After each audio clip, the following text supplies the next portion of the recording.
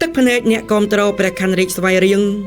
ស្រកជាច្រើនដំណក់នៅលើកីឡាដ្ឋានជាតិមរតកតេជោកាលពីយប់មិញនេះបុករួមទាំងអេដមីនផងដែរគឺស្រក់នៅផ្ទះបងប្អូនយើង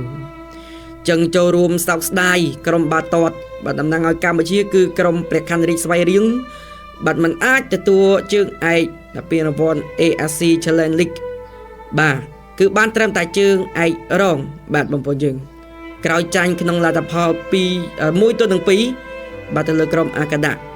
បាទការប្រកួតគឺ120នាទីពេញចឹងការប្រកួតយើងមិញយើងឃើញថាយើងបង្ហាញខ្លួនបានយ៉ាងល្អមែនទែនហើយក៏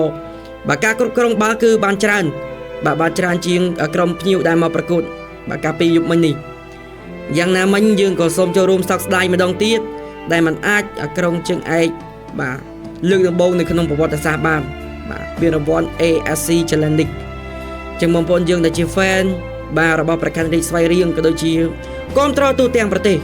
កុំភ្លេចចូលរួម comment លើកទឹកចិត្តកីឡាករបាទក៏ដូចជាក្លឹបព្រះខ័នរាជស្វ័យរៀងបន្តតែម្ដងចឹងពី admin នៅតែលើកទឹកចិត្តបាទប៉ុន្តែមានចិត្តទូចមួយគឺអន់ចិត្តត្រង់ថាយើងមិនអាចបាទយកពានបានព្រោះថាយើងជាម្ចាស់ផ្ទះហើយយើងមានអ្នកគាំទ្រគឺសន្ធឹកសន្ធាប់ទិញសម្បត្តិគឺប្រហែល10000នាក់នោះគឺដាច់ផ្ទៃតែម្ដង50000នាក់ជាងបងប្អូនយើងបាទ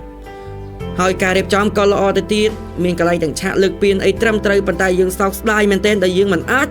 ក្រុងជាជើងឯកកាលពីយប់មិញបានបាទពិតជាសោកស្ដាយមែនទែន